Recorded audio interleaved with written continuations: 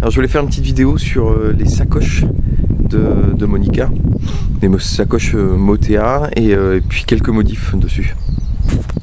C'est ce modèle là sur le site de Motea, donc c'est un modèle universel, donc il faut les installer les pattes de fixation. En plus de ces deux sacoches là, j'avais mon gros sac de 80 litres là qui était dessus. J'ai remplacé, je suis rentré, donc je me suis dit que j'allais remettre mon top case qui me sert aussi à ma petite passagère qui parfois aime bien avoir quelque chose dans le dos. Alors je trouve qu'elles sont très bien et j'ai pas eu de soucis du tout avec. En fait quand on ouvre, en fait il y a cette membrane étanche là qui est greffée. On a des accroches qui sont les accroches comme ça qu'il faut fixer soi-même en fait. Donc il faut prendre le kit qui va avec, je pense, parce que autrement on peut pas y arriver. Donc voilà, il suffit de dévisser ici. Hop, je vais faire comme ça. Il suffit de dévisser ici et ça permet d'enlever en fait la sacoche. Alors de l'autre côté ça fait ça. Ça fait ça. On a ces pattes là qui, quand on dévisse, cette patte là, quand on dévisse, elle s'éloigne, on la fait pivoter et c'est simple. Et puis à côté, on va avoir les petits crochets qui sont là, il faut les fixer en fonction de son type d'écarteur.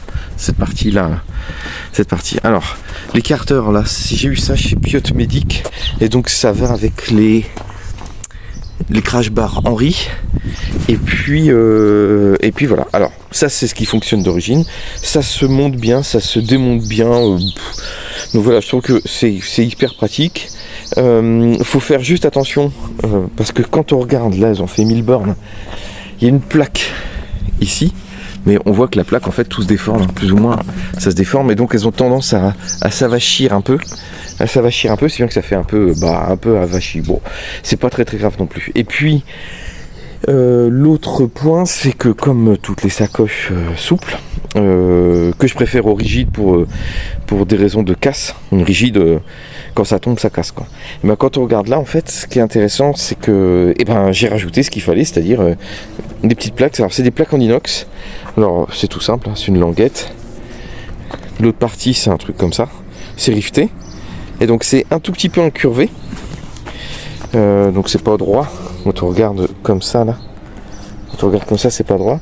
C'est bien que ça me permet de rentrer. Alors là c'est la même chose, hein.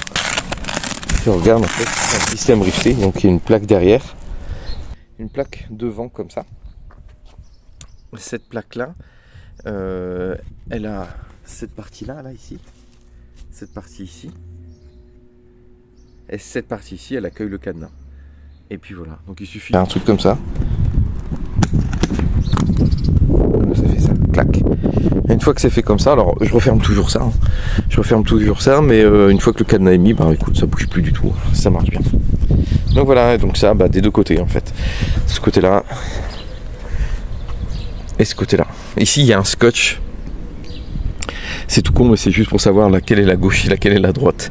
Pour quand je fais mes bagages, en fait, ça soit plus facile à remettre sur la moto. C'est tout.